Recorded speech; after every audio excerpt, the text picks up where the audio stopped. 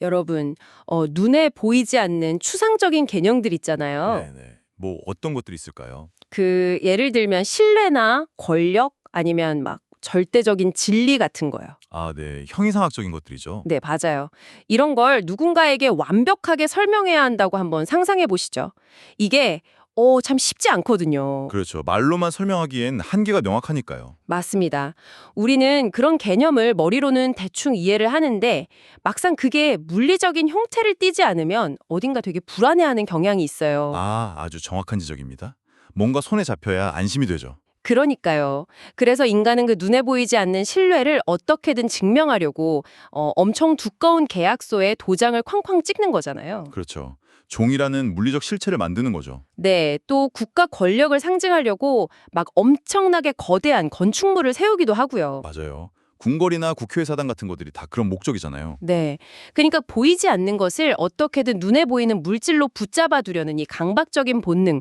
저는 이게 단순한 습관이 아니라 인간 인지 구조의 근본적인 한계이자 특징이라고 생각하거든요. 바로 그 지점입니다. 오늘 우리가 다룰 텍스트가 정확히 그 부분을 파고들고 있어요. 아, 그렇군요. 오늘 살펴볼 자료가 16세기 라틴어 문헌이라고 들었어요. 네, 맞습니다. 제목이 좀 긴데요.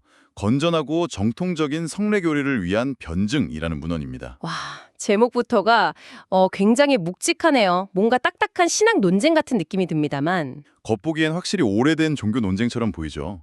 하지만 그 기저를 자세히 들여다보면 완전히 다른 이야기가 펼쳐집니다. 어떤 이야기인가요? 인류가 어떻게 이 감각적인 데이터를 통해서 초월적인 진리를 인식하는가? 그 치열한 철학적이고 인지적인 분석이 깔려 있거든요. 그러니까 단순하게 종교적인 의식을 설명하는 데 그치는 게 아니라는 말씀이네요. 네, 전혀 아닙니다. 눈에 보이는 상징, 즉 사인과 눈에 보이지 않는 실체 사이에서 우리가 얼마나 길을 잃기 쉬운지 분석하고 있어요. 아하, 인간의 심리적 방어 기제나 메커니즘을 밀도 있게 해부했다는 거군요. 그렇죠. 우리가 흔히 종교적 성례라고 하면 막 맹목적인 믿음이나 신비주의적인 현상으로 치부하기 쉽잖아요. 네, 사실 좀 기적적인 마법 같은 걸 기대하기도 하고요. 맞아요. 그런데 이 문화는 오히려 그것을 아주 논리적인 시스템으로 쫙 분해하고 있습니다. 와, 흥미롭네요. 배움을 멈추지 않는 여러분. 자, 이제 본격적으로 파헤쳐 볼까요? 오늘 우리의 목표는 명확합니다. 이 성례라는 것의 본질과 효능, 그리고 내적 의미와 외적 형식을 해부해 볼 겁니다. 네. 그리고 이것이 어떤 원인과 결과의 메커니즘으로 작동하는지까지 명확히 정리해보는 시간이 될 겁니다. 좋습니다. 그럼 이 거대한 분석의 첫 단추부터 한번 깨워보죠. 도대체 이 성례라는 물리적이고 시각적인 표지가 어디서 그리고 왜 시작된 건가요? 어떻게 생각하시나요? 인간이 만들어낸 어떤 창의적인 상징 조작의 결과물일까요?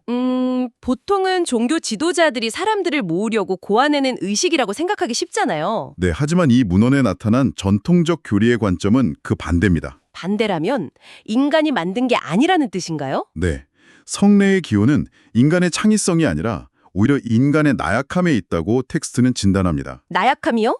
어떤 종류의 나약함인가요? 텍스트에 보면 인간의 본성이 철저하게 땅에 얽매여 있다고 표현하거든요. 땅에 얽매여 있다. 그러니까 육신과 감각이 너무 갇혀 있다는 뜻일까요? 바로 그겁니다. 우리는 감각의 한계 때문에 순수한 영적인 진리나 추상적인 신의 약속을 있는 그대로 받아들일 시력이 턱없이 부족하다는 거죠. 아, 해상도가 너무 낮아서 고화질의 영적 데이터를 처리하지 못한다는 거네요. 완벽한 비유입니다. 그래서 신이 인간의 그 감각적 한계에 맞춰서 일종의 하향 조정, 즉 어커모데이션을 한 결과물이 바로 성리라는 겁니다. 와, 이거 진짜 흥미롭네요. 절대적이고 완벽한 존재가 자신의 메시지를 전달하기 위해서 네네. 수신자인 인간의 떨어지는 해상도에 맞춰서 데이터를 압축하고 물질이라는 포맷으로 변환해 주었다는 뜻이잖아요. 네, 아주 정확한 접근입니다. 그리고 이 문헌은 이게 16세기에 갑자기 툭 튀어나온 발명품이 아니라는 점을 강조해요. 아, 역사적인 연속성이 있다는 건가요? 그렇죠. 구약 시대로 쭉 거슬러 올라가면 모세의 율법이나 거대한 장막, 그리고 하늘에서 내렸다는 만나 같은 물리적 실체들이 계속 등장하잖아요. 아, 맞아요. 구약 성경을 보면 눈에 보이는 엄청난 기적이나 상징물들이 많이 나오죠. 네, 이 모든 것들이 역사적으로 지속되어 온 시각적 표지들이라는 겁니다. 그러니까 보이지 않는 영적인 은혜를 인간이 시각이나 미각, 촉각을 통해서 감각적으로 체험할 수 있게 살게 된 거네요. 맞습니다. 그런 거대한 시각자료의 역사적 흐름 속에 성례가 위치해 있다는 아주 큰 그림을 텍스트가 제시하고 있는 거죠. 아, 그런데 여기서 한 가지 근본적인 모순이 생기지 않나요? 어떤 모순이죠? 궁극적인 목적이 인간을 물질 세계 너머의 영적인 진리로 이끄는 거잖아요. 네, 그렇죠. 그런데 왜 굳이 물질을 매개체로 써야 했을까요? 빵이나 물 같은 되게 세속적인 요소들을 사용하면 네네, 사람들이 헷갈릴 수 있죠. 맞아요. 사람들이 오히려 그 물질 자체에 시선을 빼앗겨버리고 진짜 중요한 영적인 의미는 잊어버릴 위험이 크지 않습니까? 오, 텍스트 역시 그 위험성을 아주 정확하게 인지하고 있습니다. 그래서 성례의 목적과 사용 방식을 단계별로 치밀하게 분리해내죠. 아, 단계가 나뉘어 있군요. 구체적으로 어떤 단계들인가요? 먼저 텍스트는 성례의 궁극적 목적이 우리를 그리스도에게로 이끌고 연합하게 하는 것이라고 못 박습니다. 궁극적인 목적지가 연합이라는 거군요. 네. 그리고 이를 위한 올바른 사용 방식을 세 단계로 나눕니다. 첫째는 물리적 요소, 즉 빵이나 물을 통해 약속을 시각적으로 확인하는 감각 수용의 단계입니다. 네, 일단 눈으로 보고 만지는 물리적인 단계네요. 두 번째는요? 둘째는 그 물질 자체의 시선을 고정하지 않고 표지를 넘어서 이면의 영적 약속으로 도약하는 추상화의 단계입니다. 아, 물질에서 의미로 넘어가는 도약이군요. 네. 그리고 마지막 셋째는 궁극적으로 신성한 영적 교제라는 목적지에 도달하는 실현의 단계입니다. 그러니까 정리하자면 첫 번째 감각의 단계에서 두 번째 추상화의 단계로 넘어가는 그 도약이 가장 핵심이군요. 맞습니다. 거기가 제일 중요하죠. 이거 약간 그 추상적인 수학 개념을 이해하기 힘들어하는 학생을 위해서 선생님이 준비한 시각 보조 자료나 3D 모델 같은 거네요. 오, 아주 훌륭한 비유입니다. 눈앞에 있는 빵을 보면서 이게 빵이라는 물리적 사실을 인지함과 동시에 그것이 영적인 의미를 담고 있다는 걸 동시에 처리해야 하잖아요. 네네. 이건 정말 고도의 인지적인 훈련을 요구하는 과정 아닙니까? 그렇기 때문에 이 문헌에서 정말 중요하게 다루는 철학적 명제가 등장합니다. 바로 진리와 표지를 구별하되 분리하지 않는다라는 구절입니다. 구별하되 분리하지 않는다. 이거 되게 멋진 말인데요. 네. 외적인 형식, 즉 물이나 빵 같은 것들은 그저 은혜를 담는 그릇이거나 증거일 뿐이라는 거죠. 진짜 내적 의미는 따로 있다는 거군요. 맞아요. 진짜 의미는 성령을 통해 주어지는 영적인 생명이라는 걸 철저하게 구별해야 한다는 뜻입니다. 아하, 껍데기와 알맹이를 헷갈리지 말라는 뜻이네요. 네. 하지만 동시에 이들을 완전히 분리해버려도 안 됩니다. 그러면 시스템 자체가 붕괴된다고 경고하고 있어요. 구별하되 분리하지 않는다. 이 균형이 무너지면 어떻게 되는지 현대의 시스템에 빗대어서 한번 생각해 볼까요? 오, 좋은 접근이네요. 어떤 예가 있을까요? 여기서 정말 흥미로운 부분이 등장하는데요. 이건 마치 결혼 반지와 같네요. 아, 결혼 반지요? 네, 반지가 곧 결혼 생활이나 사랑 그 자체는 아니잖아요. 그렇죠. 금속일 뿐이니까요. 하지만 그렇다고 해서 반지를 막 하수구에 던져버려도 되는 무의미한 금속 조각이라고 취급하는 것도 이상하잖아요. 오, 완벽합니다. 금속에 마법적인 사랑의 힘이 깃든 건 아니지만 네, 사랑을 증명하는 소중한 상징인 거니까요. 내적 의미의 외적 표현이랄까요? 정말 청취자분들이 단번에 이해하실 수 있는 기가 막힌 비유네요. 그 반지 비유가 바로 문헌이 경고하는 두 가지 극단적 오류를 정확히 설명해 줍니다. 아, 문헌에서도 그런 오리들을 경고하고 있나요? 네. 먼저 첫 번째 함정은 미신입니다. 미신이요? 반지 그 자체에 마법이 있다고 믿는 그런 건가요? 맞아요. 16세기 당시에 많은 사람들이 외적 표지인 빵이나 포도주 자체에 어떤 신성한 마법적 능력이 깃들어 있다고 믿었어요. 아, 물질 자체를 숭배해버렸군요. 네, 상징이 가리키는 방향을 봐야 하는데 손가락 자체를 우상처럼 숭배해버리는 물화현상에 빠진 거죠. 반지가 사랑을 만들어준다고 믿고 반지한테 절을 하는 꼴이네요. 그렇죠. 그리고 반대로 이 둘을 너무 극단적으로 분리해버리는 두 번째 함정이 있습니다. 아, 아까 제가 말한 하수구에 던져버리는 경우인가요? 네, 바로 경멸과 무시입니다.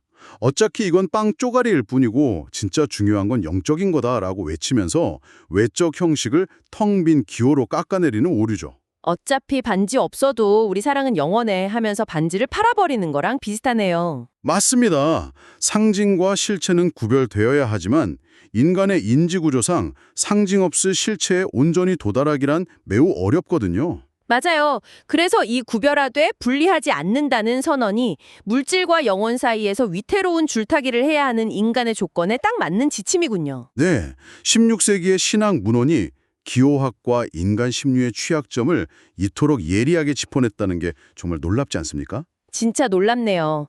상징에 매몰되는 미신, 그리고 상징을 무시하는 경멸, 이 두 극단을 피해서 올바르게 성례를 인식했다고 한번 가정해보죠. 네네. 그렇다면 이제 가장 중요한 원인과 결과의 메커니즘 영역으로 넘어가 볼 차례입니다. 아, 드디어 핵심 메커니즘이네요. 인간이 아무리 올바른 태도로 다쳤다고 하더라도 이 물리적인 의식이 실제로 사람의 내면에 어떤 효능을 일으켜야 하잖아요. 그렇죠. 내적인 변화가 생겨야죠. 그 동력, 즉 원인과 결과는 도대체 어떤 순서로 어떻게 작동하는 겁니까? 격적이요? 어떤 면에서 그런가요? 먼저 원인을 보죠. 성례가 사람에게 실질적인 효능을 미치게 하는 진정한 원인이 무엇일까요? 글쎄요, 의식을 집전하는 사제의 도덕성이나 능력이 아닐까요? 아니면 그 사용된 빵이나 물의 특별함이라던가. 놀랍게도 문헌은 이 모든 외부적 요인을 철저하게 배제합니다. 그래요? 그럼 진짜 원인은 뭔가요? 진정한 원인은 오직 절대자의 약속의 말씀, 그리고 성령의 은밀한 역사라는 보이지 않는 힘뿐입니다. 와, 잠깐만요. 이건 권력의 중심을 인간 사제나 제도권 교회에서 완전히 분리해버리는 선언 아닙니까? 그렇죠. 그게 바로 핵심입니다. 인간 사제는 그저 눈에 보이는 외적 표지를 배달하는 매개체일 뿐이고 그 행위에 진짜 효능을 부여하는 원인 제공자는 오직 신이란 뜻이잖아요. 핵심을 아주 정확히 짚어내셨어요.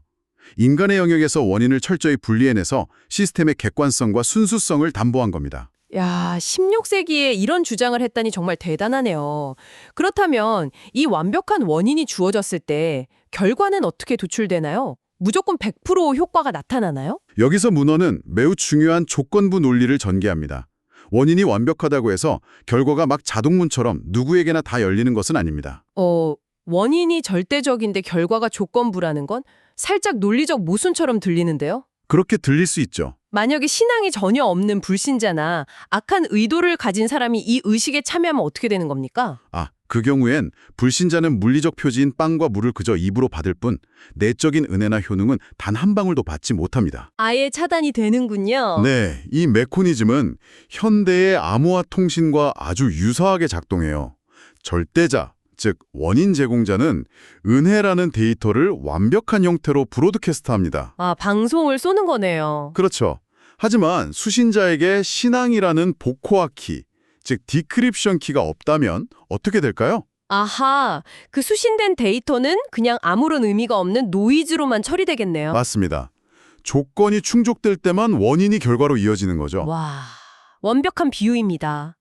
신앙이라는 프라이빗 키가 있어야만 내적 의미라는 원본 데이터를 해독할 수 있다는 거잖아요. 네, 정확합니다. 그렇다면 여기서 또 하나의 날카로운 질문이 생깁니다. 네, 어떤 질문이죠? 만약에 수신자가 암호를 해독하지 못했다거나 불신자가 그 의식에 섞여서 참여했다면요. 네네.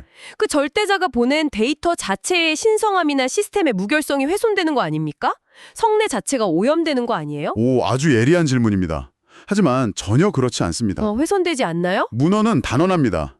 참여하는 사람의 불신앙이나 악함이 신이 제공하는 성례 자체의 신성함을 결코 훼손할 수 없다고요. 어째서 그렇죠? 예를 들어 아주 훌륭한 라디오 전파가 흐르고 있다고 해보죠. 그런데 주파수를 맞추지 않은 고장난 수신기가 그 전파를 받았다고 해서 전파 자체가 오염되나요? 수신기가 고장났다고 전파가 고장나는 건 아니죠? 그냥 소리가 안 날 뿐이지. 맞습니다. 원인의 객관성은 인간의 주관적 상태에 의해 타격을 받지 않아요. 이게 이 시스템이 지닌 핵심 방어 논리입니다. 신앙은 시스템을 완성하는 조건이지 원인을 생성하는 주체가 아니니까요. 와, 원인의 절대성과 수신의 주관성을 이렇게 완벽하게 분리해내다니 알면 알수록 정말 정교한 구조 설계네요. 그렇죠. 그런데 여기서 멈추지 않습니다. 인지적 관점에서 보면 또 다른 놀라운 통찰이 있어요. 어떤 통찰이죠? 제가 생각하기엔 우리가 그 물리적 행위를 하는 짧은 찰나의 순간에 이 모든 영적 효능이 폭발적으로 일어난다는 게 좀 비현실적이긴 하거든요. 인간의 뇌는 상징을 해독하는 데 시간이 좀 필요하잖아요. 맞아요. 바로 그 지점에서 이 문헌의 시선은 시간의 축을 넘어섭니다. 시간의 축을 넘는다고요? 네, 성례의 효능이 그 단선적인 시간, 즉 의식을 행하는 그 짧은 순간에만 갇혀있지 않다는 뜻입니다. 그럼 언제까지 효과가 이어지는데요? 문헌은 세례를 예로 드는데요. 물을 붓는 그 물리적인 찰나에만 효능이 국한되지 않는다고 명시합니다. 아, 행위는 일회성인데 효능은 지속적이라는 말씀인가요? 정확합니다. 외적인 행위는 그 순간 끝납니다. 하지만 성령의 은밀한 역사를 통해 촉발된 내적 효능은 인간의 전 생애에 걸쳐서 서서히 비동기식으로 전개되고 작용해요. 와, 비동기식이요. 그러니까 어릴 때 받은 의식이 수십 년 뒤에 어느 순간 특정한 깨달음이나 신앙의 성장으로 팍 하고 발현될 수도 있다는 거군요. 맞습니다. 외적인 상징은 짧은 순간의 감각에 머물지만 내적인 진리는 평생이라는 영혼의 차원에서 작동하는 거죠. 이 이중 구조가 시간을 초월해서 얽혀 있는 겁니다. 세상에 오늘 우리가 탐험한 16세기의 지적 유산은 그야말로 경이롭습니다. 이 건전하고 정통적인 성례 교리를 위한 변증이라는 문헌이 겉으로는 그냥 신학의 옷을 입고 있었잖아요. 네, 그랬죠. 그런데 그 속을 까보니까 인간이 물질과 기호를 어떻게 인식하고 해독하는지에 대한 완벽한 마스터 클래스가 숨어 있었네요. 네, 맞습니다. 정말 깊이가 남다르죠.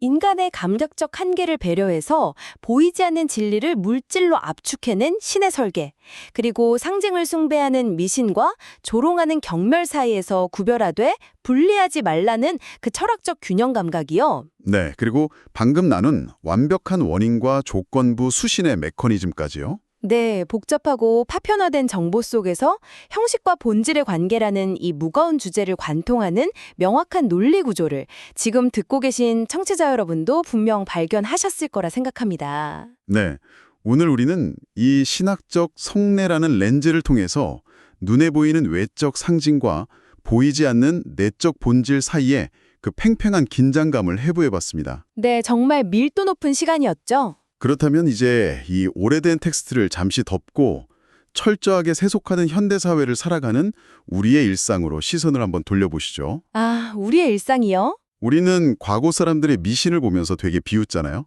빵을 숭배한다고 하면서요. 하지만 과연 우리는 이 16세기의 인지적 함정에서 완전히 벗어났을까요? 듣고 보니 뜨끔하네요. 우리가 매일 강박적으로 좇는 사회적 성공의 표지들, 예를 들면 통장 잔고의 숫자나 SNS에 과시하는 화려한 라이프스타일, 명품 브랜드의 로고 같은 것들 말입니다. 와, 맞아요. 전부 다 눈에 보이는 외적 상징들이네요. 네. 이 모든 것들은 사실 우리의 행복, 안정감, 자아 실현이라는 내적 의미를 담아내기 위해 고안된 기호들에 불과하잖아요. 그렇죠. 진짜 의미는 내면에 있는 건데. 이 키는 진짜 알맹이는 완전히 잃어버린 채 그저 텅 빈 껍데기를 우상처럼 숭배하는 현대판 미신에 빠져 있는 것은 아닐까요? 상징과 실체를 구별하는 능력, 당신의 일상에서는 지금 제대로 작동하고 있습니까? 한 번쯤 깊이 직면해 보아야 할 질문입니다. 아, 정말 통찰력 있는 질문이네요. 외적 표지에 갇혀서 진짜 진리를 놓치고 있는 것은 아닌지 우리 모두에게 날카로운 성찰을 요구하는 화두입니다. 청취자 여러분도 각자의 삶 속에서 이 기호와 본질의 균형을 꼭 한번 찾아보시길 바랍니다. 네, 오늘 깊은 생각거리를 남기며 마무리하게 되네요. 언제나 그렇듯 가장 깊은 곳에 숨겨진 지식의 뼈대를 발라내는 저희의 여정은 다음번 딥다이브에서 더욱 흥미로운 자료와 함께 돌아오겠습니다. 세상의 겉면이 아닌 그 이면을 보는 여러분의 호기심을 언제나 응원합니다. 오늘의 딥다이브 여정은 여기서 마칩니다.